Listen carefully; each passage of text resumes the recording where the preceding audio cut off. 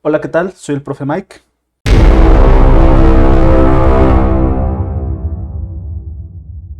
Vamos a continuar trabajando con nuestro libro de español tercer grado, volumen 1 de telesecundaria. Estamos en el bloque número 1, los asientos no se acuerdan. La secuencia es la número 3, leer y comentar textos argumentativos. ¿Cómo va a encuadrar en nuestro plan y programas de estudio 2017? Estamos en la página 216. La secuencia 3, leer y comentar textos argumentativos, pertenece al ámbito de estudio. La práctica social del lenguaje que estamos atendiendo es la comprensión de textos para adquirir nuevos conocimientos, y los aprendizajes esperados son: lee y comenta textos argumentativos. Al hacerlo, identifica temas que pueden ser polémicos. Formula preguntas para guiar la búsqueda de información. Organiza sus preguntas en temas y subtemas. Selecciona en fuentes electrónicas e impresas textos argumentativos acerca de temas polémicos. Compara los contenidos de los materiales seleccionados con el fin de evaluar la calidad y actualidad de la información. Compara y evalúa diversas maneras de construir argumentos. Distingue datos y hechos de opiniones personales.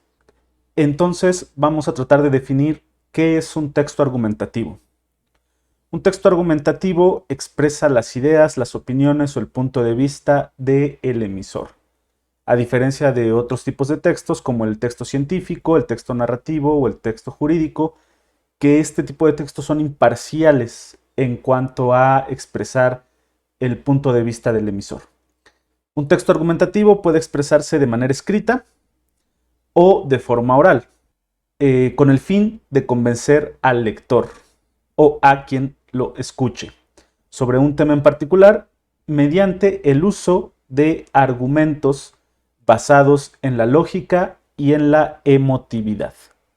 Así es que la principal función de un texto argumentativo es convencer al receptor, ya sea al lector o ya sea al oyente. Los textos argumentativos generalmente son más utilizados de forma oral. Primero pasan por un proceso de escritura, de redacción, pero posterior a ello se emplean de forma oral a través de discursos. Continuamos con la estructura del texto argumentativo. Para ello vamos a basarnos en la retórica. ¿Y qué es la retórica? Pues es un antiguo arte de la Grecia antigua, de la Grecia clásica, en donde se decía que era la técnica para expresarse de manera adecuada para lograr persuadir o convencer al destinatario. Entonces, en atención a este arte de la retórica, podemos dividir el texto argumentativo en tres partes principales, que serían la introducción, la argumentación y la conclusión. A su vez, cada una de estas tres partes se subdivide en otras partes del discurso o del texto argumentativo. En la introducción encontramos el exordio y la tesis. ¿Qué es el exordio? Bueno, el exordio generalmente se emplea una frase contundente.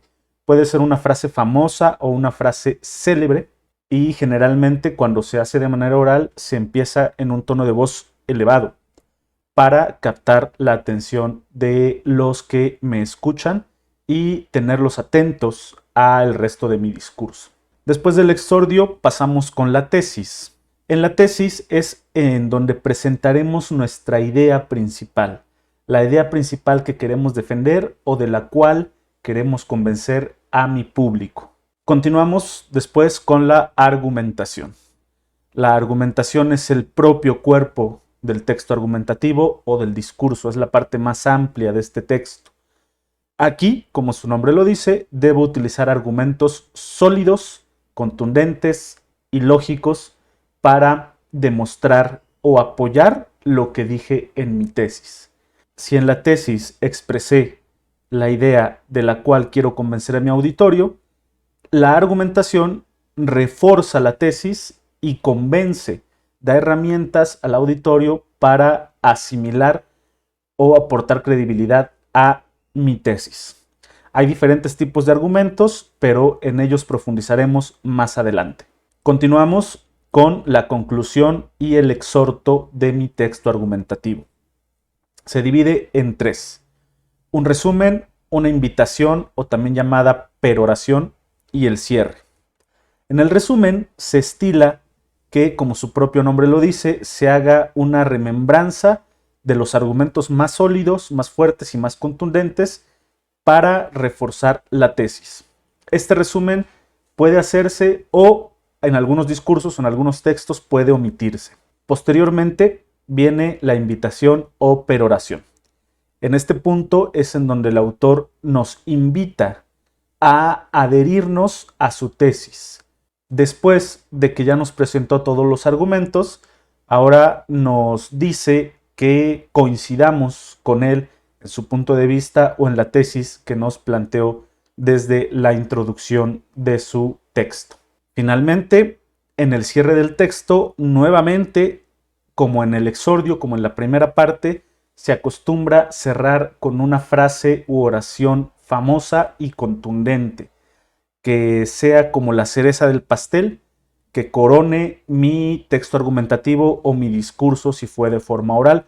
Recordemos que esta frase va a ser lo último que quede resonando en el oído de mi público. Por lo tanto, debe ser una frase poderosa, contundente y que corone o que sea la cereza del pastel de mi texto. Una vez que ya conocimos la estructura de un texto argumentativo, ahora hablemos un poco de sus características. Como ya lo vimos en la estructura, una de las principales características del texto argumentativo es que hay una tesis o una idea principal. Este es el eje sobre el cual se van a tejer y a hilvanar todos los argumentos. Todo va a girar sobre una idea principal de la cual quiero convencer a mi lector o a mi escucha. Por consiguiente, la segunda característica de este tipo de texto pues son los argumentos. Los argumentos son todas estas ideas complementarias que me ayudan a sustentar o a reforzar mi idea principal. Otra de las características del texto argumentativo es el empleo de estrategias lingüísticas. Estas pueden ser la analogía, es decir, comparar una cosa con otra, los datos estadísticos como gráficas, reportes, encuestas, ejemplos que estén en la cotidianidad de mi receptor, citas textuales de otros autores en cuyas obras, libros principalmente, estoy basando mis argumentos para darles una solidez académica investigativa. Como el texto argumentativo se basa fundamentalmente en la solidez de sus argumentos, vamos ahora a hablar acerca de qué es un argumento. Un argumento es un razonamiento lógico que se utiliza para demostrar o probar que lo que yo estoy afirmando es cierto o es verdadero, con el objetivo de convencer a mis escuchas o a mis lectores. Para que un argumento sea considerado como tal, este debe ser coherente, sólido y sin contradicciones que puedan afectar su credibilidad. Un argumento siempre debe estar blindado, debe ser sólido y fuerte para enfrentar las posibles réplicas o refutaciones que pudiese argumentar mi interlocutor. Existen diferentes tipos de argumentos y de hecho Paul Graham nos propone una pirámide de la argumentación, desde los argumentos más sólidos hasta los menos sólidos. Entonces, si atendemos a esta pirámide, los argumentos más sólidos se centrarían en refutar el punto central de mi interlocutor. Un argumento de menor jerarquía sería la refutación, en donde se trata de encontrar el error en los argumentos de mi interlocutor para hacerlo evidente a través de citas de otros autores que demuestren que mi interlocutor ha caído en un error en uno de sus argumentos. En el cuarto nivel encontramos al contraargumento. que se basa principalmente en contradecir o rebatir el argumento de mi interlocutor, pero apoyado con evidencias. En el tercer nivel de esta pirámide encontramos a la contradicción. La contradicción y el contraargumento son muy similares. Lo único que los distingue es que en el contraargumento yo presento una evidencia y en la contradicción solamente digo que el argumento de mi interlocutor es equivocado y no presento ninguna prueba para demostrarlo. En el segundo nivel encontraríamos los argumentos que responden al tono, en donde solamente se fijan en el tono del mensaje, pero no critican el argumento en sí, sino solamente si alguien lo dijo con una voz fuerte o de una mala manera, es a lo que se ataca. En el primer peldaño encontramos el argumento ad hominem, en donde solamente ataca a el interlocutor sin considerar lo que está diciendo. Es decir, se ataca solamente a la persona y se trata de descreditarla sin poner atención a el mensaje o al argumento. Cabe señalar que desafortunadamente en la mayoría de nuestros debates presidenciales o cuando hay algún tipo de elecciones a cargo popular, la mayoría de los argumentos se quedan solamente en este nivel, en atacar al personaje, a la persona, al político, al adversario, sin centrarme realmente en las ideas que le está exponiendo. En el último nivel encontraríamos el insulto, que no sería un argumento propiamente dicho, sino que se basa en agredir verbalmente a mi adversario y pues eso demuestra que ya no tengo contraargumentos, ya no tengo nada que rebatirle a mi adversario y solamente me centro en insultarlo. Cuando se establece un debate, cuando una de las dos partes llega a este punto, es clara muestra de que se reconoce vencido en el debate y ya no hay más argumentos que aportar. Como nos los explica Paul Graham, en la cima de la pirámide hay un mayor nivel de raciocinio, de racionalidad, y en el nivel más bajo es en donde la razón se deja a un lado y solamente se concentra uno en atacar a la persona. Esta pirámide nos presenta los argumentos de acuerdo a su nivel de racionalidad, pero al mismo tiempo existen diferentes tipos de argumentos. El primero de ellos sería el argumento de autoridad, en donde mi argumento se basa en que lo respalda una persona experta en la materia. Puede ser un autor, un investigador, un científico, incluso hasta un político, que tenga cierta autoridad entre mi público y como mi argumento está de acuerdo con esa persona, entonces se supone que mi argumento sería válido per se. El argumento lógico tal vez sea el más difícil de construir de manera correcta, ya que se basa en establecer varias premisas para llegar a una conclusión lógica. Luego vendría el argumento deductivo. El argumento deductivo se basa en ir de lo general hacia lo particular. Por ejemplo, todos los hombres son mortales, sería la generalidad. Esa sería mi primer premisa. Juan es un hombre. Eso vendría siendo la particularidad y mi segunda premisa. Y luego la conclusión sería, por lo tanto, Juan es mortal. Este sería un tipo de argumento deductivo. Por otro lado, tenemos también los argumentos inductivos, que ahora irían de lo particular a lo general. Por ejemplo, el carro de Raquel es azul. Es la particularidad y es mi primer premisa. El carro de Luis es azul. También es otra particularidad y mi segunda premisa. Por lo tanto, todos los carros son azules. Esa sería la generalidad y mi conclusión. Sabemos que evidentemente este argumento es falso, por lo tanto, los argumentos inductivos son muy delicados. Hay que emplearlos de manera consciente para no caer en lo contrario de los argumentos, que serían los sofismas.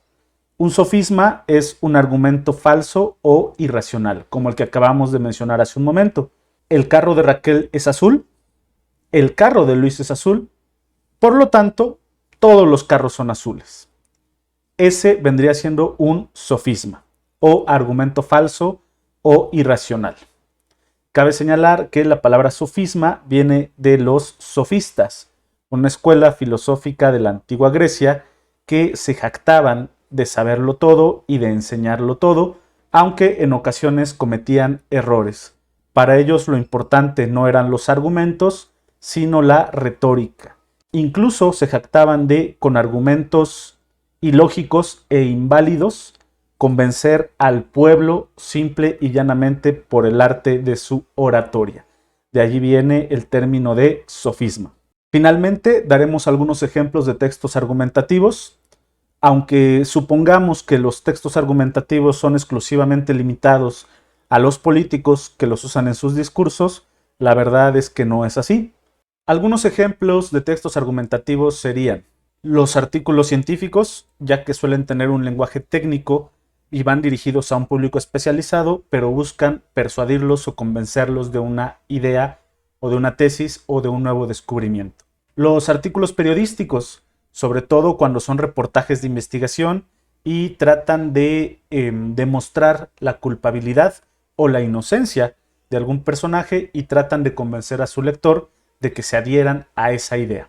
Los documentos jurídicos, como los recursos de amparo, en donde el abogado trata de unir varios argumentos para demostrar la inocencia o la culpabilidad del acusado. Evidentemente también los encontramos en los discursos políticos, en donde tratan de convencernos de votar por tal o cual candidato, aunque en la mayoría de las ocasiones sus argumentos sean endebles o simplemente falsos. También son textos argumentativos los comerciales o pausas publicitarias, dado que son textos cuya única intención es convencernos de algo, de comprar o adquirir un producto o servicio.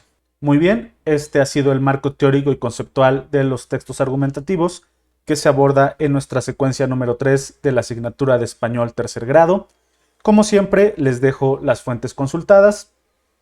Los invito, si no lo han hecho, a suscribirse al canal, a activar la campanita de notificaciones, dar un like a este video, compartirlo si es que les ha resultado de utilidad. Soy el profe Mike y nos vemos hasta la próxima.